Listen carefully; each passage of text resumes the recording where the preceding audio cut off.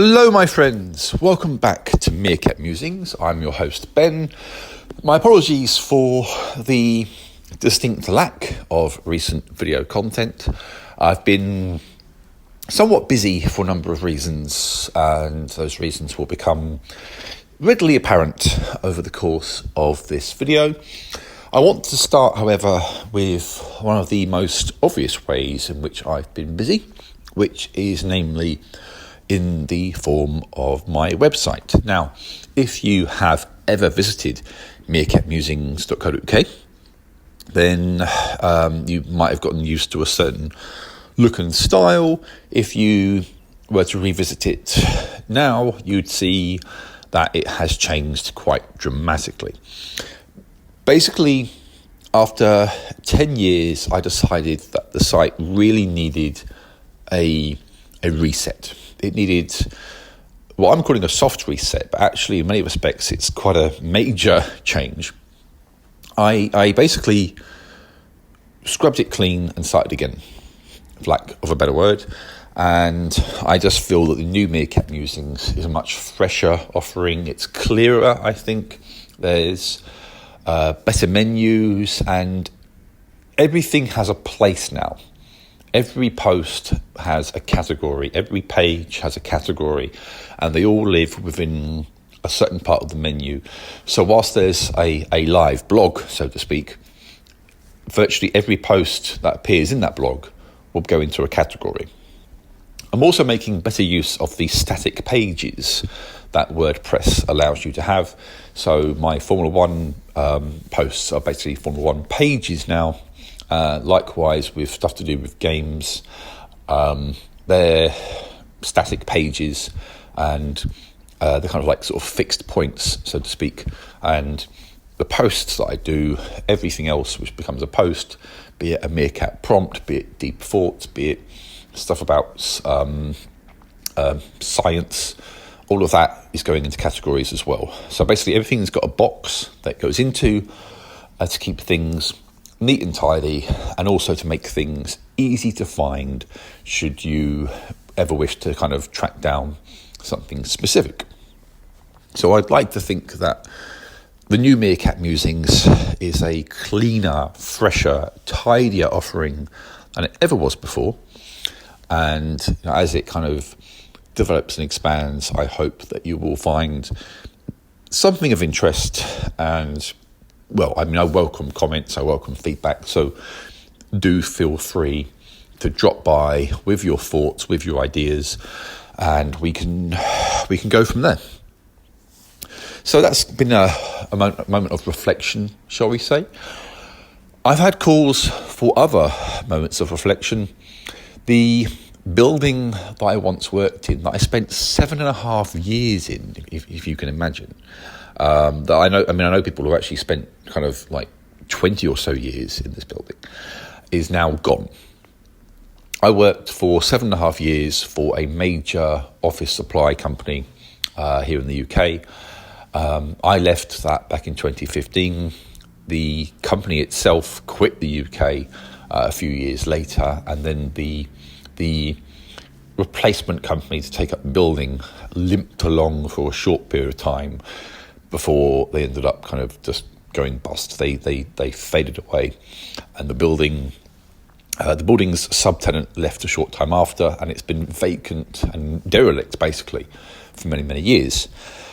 I would go past it on the bus, sometimes I'd walk past it, and it would always be a presence, so to speak. But now it's gone, completely gone. Went past it one morning to see like kind of bulldozers and whatnot tearing it down, and within a few weeks it was reduced to nothing more than a thin pile of bricks. This is very, very surreal because, as I say, I spent 7.5 years there. I made lasting friendships there.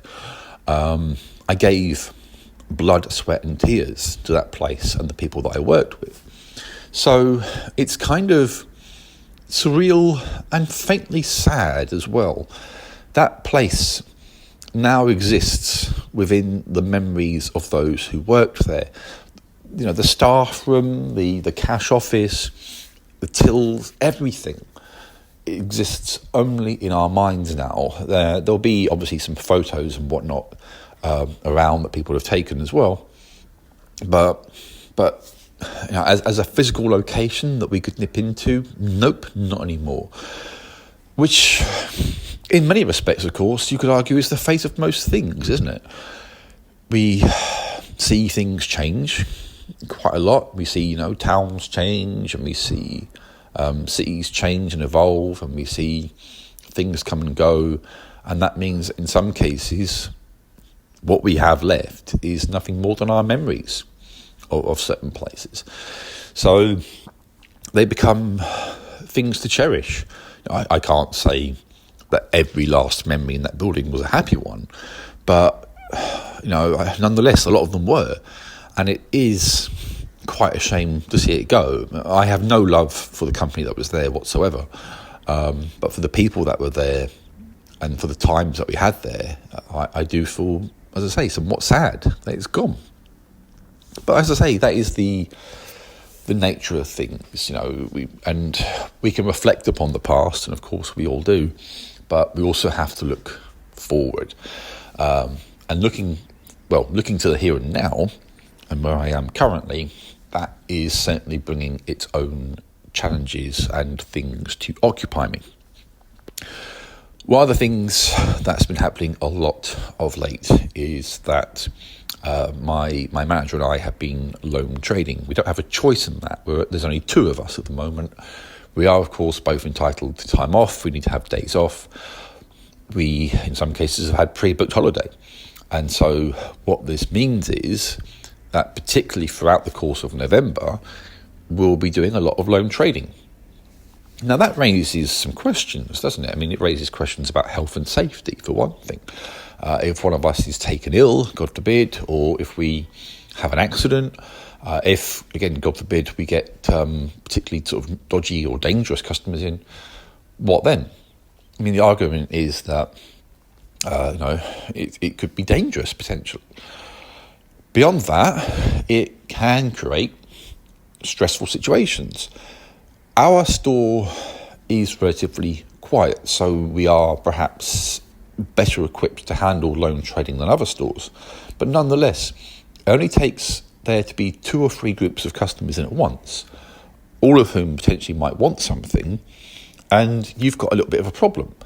Because if there's only one of us, we obviously can't be in 2 or 3 places at once. So that means you might potentially have someone say, okay, well, I'm going to walk out your showroom and go to another one of your branches, or worse, go to a competitor because you can't serve me. Then the question becomes, who's responsible for recruitment? And that can be a slightly messy issue. You could argue that the store is, but on the other hand, the HR department tends to take the lead on these things.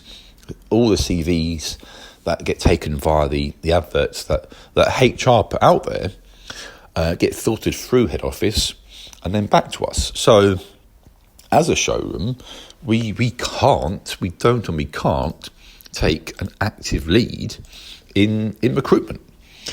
So that's something else to consider. So that can be, a challenge from our point of view at store level. We want to get someone else in, but we're slightly hamstrung in doing that. And the other thing, of course, is we want to get the right person in as well. There's no point in taking someone on purely for the sake of taking someone on. That makes no sense whatsoever. If you hire someone who has no particular sales experience, then you could hit a bit of a snag, because it's a sales environment, and although it's not necessarily a hard sale environment, you still need people with people skills. You still need people who understand the process of engaging with customers and serving their needs. So you can't just simply say, right, okay, that person wants a job, have a job. The wrong person could be worse than having no person. So for the immediate future, I have a number of lonely days at work. Isn't necessarily the case, actually, because a colleague, and in fact a friend of mine, who works via, he doesn't work for head office as such, but he's not store based. He is often in this showroom because it's quite local to him. It gives him a desk and somewhere to do work from. Because it's relatively quiet, he doesn't tend to get disturbed all that much. But he can't guarantee where he's going to be. He can't guarantee that he's going to be here. So I have to plan my days on the assumption I will be on my own, which to an extent I don't actually mind. Sometimes it's actually kind of nice to have the peace and quiet, and also the opportunities to get sales when they come in. If you're the only one here, you're guaranteed to get the sale if someone's interested in buying. So that's obviously potentially quite handy in terms of personal finances. But still, we could do with someone else, because it's all well and good to have it happen occasionally and it's not too bad, but day after day, week after week, it could become something of a grind. And it could, who knows, that might begin to affect your morale. I don't know, is the immediate answer to that particular set of threads.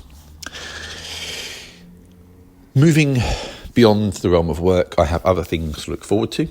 In fact, I liken this as being my other job, although it's not officially a job. The publisher of my first ever book, Jumpmaster Press, they have come back to me with the first round of edits for the sequel to The Awakening. And I have begun the early stages of digging into those. Of course, it's quite the process, editing a book, as you can probably imagine. It can look a bit daunting, but the bottom line is, if I want to get the Schism out there and published sooner rather than later, I simply have to put in the work. And so, that's something that I will need to settle down and do at some point. It's a tricky one to find the energy for at the moment, because I'm lone trading so much, and that does lead me to feel quite tired in some ways. Stress can be tiring, but boredom can be tiring as well. When I come home from a day at work, I don't particularly want to then dig into writing or the writing process. I don't have the energy at this exact moment in time to do that. I want to come home and unwind and relax a little bit, and try to unwind a bit, which I think I have, every entitlement to do. Now, this can lead to some frustrating situations, because I do sometimes then get pulled 6 ways from Sunday a little bit at home, which can be a bit aggravating. I understand that there are things to do, I do get that, but sometimes I could just do with not doing anything. And unfortunately, sometimes life does not really kind of throw those circumstances at you. Case in point, recently had to take delivery of a new bed for my daughter, and then assemble said bed, assemble a new desk, assemble a chair, and none of it's necessarily major stuff, but it becomes a whole day's work on a day off, and that can be a bit frustrating, because I can't speak for everyone, but I do go to work 5 days a week every week. I'll be doing that basically until the day I die, as far as I'm concerned. If I live to be 90, then based on the current economic circumstances and future of the UK, I'll probably never retire. So, I kind of just, I'm therefore inclined that when I do get some free time, I want to enjoy it. I need a breather once in a while. I need the opportunity to kind of de-stress. And all of that, as I say, leads me to a position where, as much as I do want to dig into doing the edits on the Schism, I don't have the motivation right now. I've got to find it from somewhere, because it's not going to go away. And if I want to get this published, if I want to have my second book out there for the world to see, then I need to sink my teeth into that. And I will, because I want it out there. I absolutely do want this book out there. I want this story to be told. I just need to, from somewhere, dig into my reserves and push on from that. And that kind of lends me to the idea of focusing more.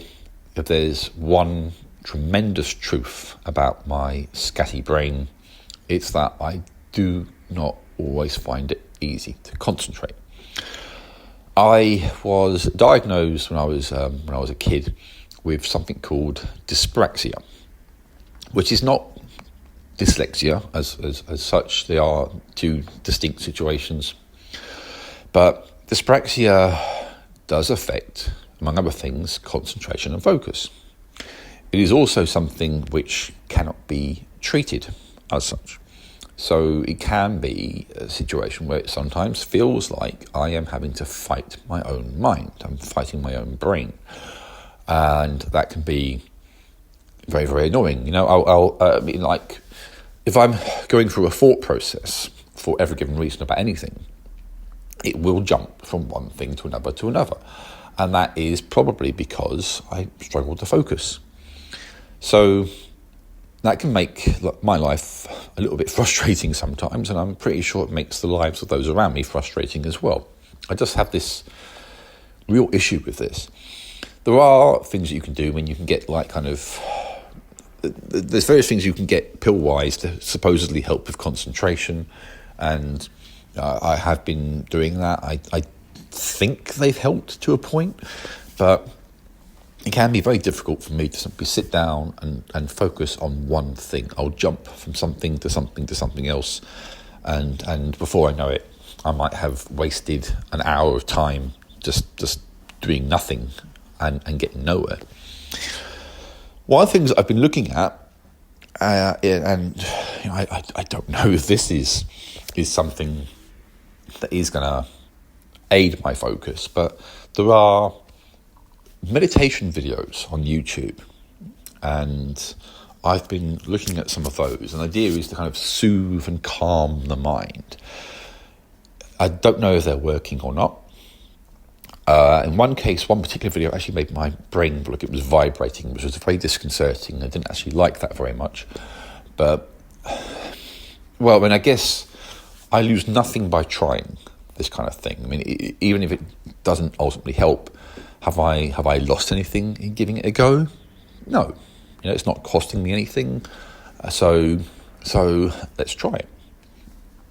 The other effect of my really, really all over the place brain, I'm certain it's responsible for some very strange dreams that I get.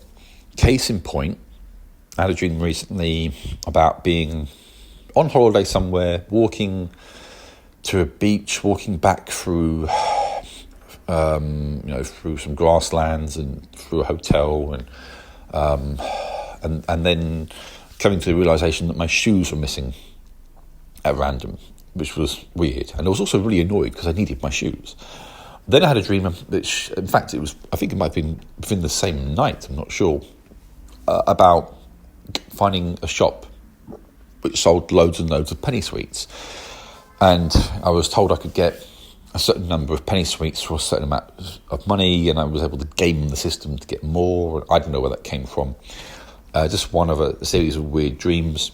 I had a dream about playing a game of cards, and whoever had the highest card could actually then inflict physical pain or damage upon the other person. It was like trumps, except with physical consequences. That then lurched into another dream involving, the prior dream, I should say. I was at a really tiny airport with really tiny planes. I don't know where this came from. It was weird. And out of nowhere, I had another dream where I was watching the Scrooge McDuck shoot laser beams at someone else, shooting laser beams back at him while flying across some snow. And then that moved into a dream about Christmas, which was totally random, and putting up Christmas decorations in my parents' house, which was apparently now my house. So, as I say, these dreams are jumping from subject to subject with no apparent connection to what's been going on in my life lately. And it must just be subconscious thoughts, stresses and pressures which are bubbling to the surface somehow. Although what this has to do with card games, what this has to do with plane flights, what this has to do with penny sweets, I have no idea about any of that.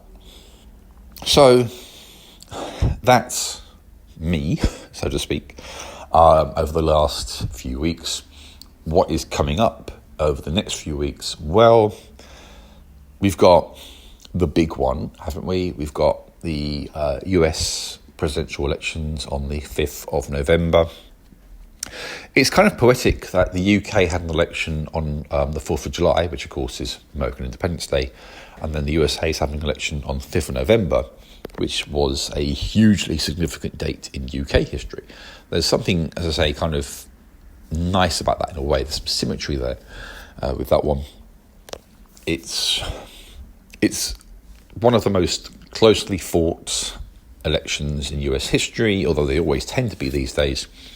And I, for one, will hang my hat firmly on the idea that I think the best choice for the world, as well as the USA, would be Kamala Harris of the Democrats. I think Trump has proven himself to be a failure in many different ways. He led America to some disastrous failures during his first term in office. His business record is pretty bad, actually, when you dig into it. As a moral leader, Trump's had many failures down the years. And I just, when someone like Vladimir Putin is preferring Trump to win, that should tell you that Trump is the last person you want to have win. But American politics is this strange, crazy world where everything is heavily polarized and split almost 50-50 again and again and again, regardless of who says what and what happens. People have become, on both sides of the equation, very firmly entrenched. There is very little possibility of major swings in political allegiance like you might see in other countries. In case in point, in the UK, we had this big Tory majority, and that swung completely the other way on the 4th of July to a huge Labour majority, a huge reversal there. You don't see that in American politics, regardless of what happens. You never see these massive swings. It always tends to be very close, regardless of what's happened. And that is, I think, because people have become very tribal in the USA. They're very set in their ways on either side of the political aisle. And it doesn't seem to make much difference as to who says what. There's always a handful of people who are undecided and who can be swayed. And that's where the difference tends to be made with elections. But you can almost guarantee to a point which state will vote for which candidate. So yeah, it's let's say a very polarised nation. And all we can do is wait and see how that plays out in this latest election. Will Trump get his second term? Will we have the first female president in US history? And what will happen in the aftermath? We can but wait and see.